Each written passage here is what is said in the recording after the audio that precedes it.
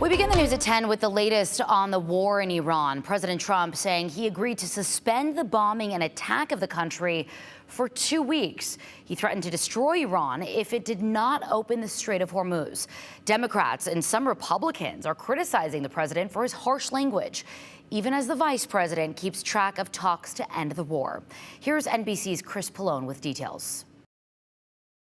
Less than 90 minutes before President Trump's 8 p.m. Eastern deadline, the president announced on social media that a deal had been struck. It pauses fighting between the U.S., Israel, and Iran for 2 weeks so that the three countries can negotiate a permanent end to the war.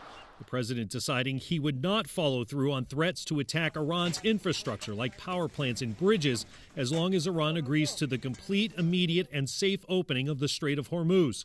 President Trump just yesterday. Every power plant in Iran will be out of business, burning, exploding, and never to be used again. Pakistan has been mediating negotiations between the U.S. and Iran and presented a 10-point peace proposal from the Iranians to the U.S. President Trump called it a workable basis on which to negotiate.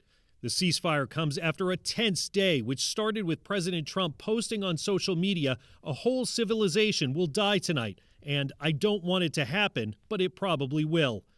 The post drew outrage and condemnation around the world, dozens of congressional Democrats calling for Trump to be impeached or removed, and now accusing the president of leaving the U.S. in worse position than before the war began.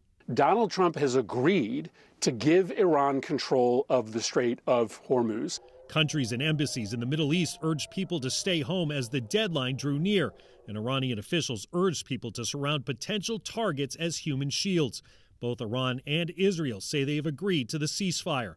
Iran's foreign affairs minister posting on X, "For a period of 2 weeks, safe passage through the Strait of Hormuz will be possible." Stock futures surged on the news, and the price of oil quickly dropped to around $100 a barrel.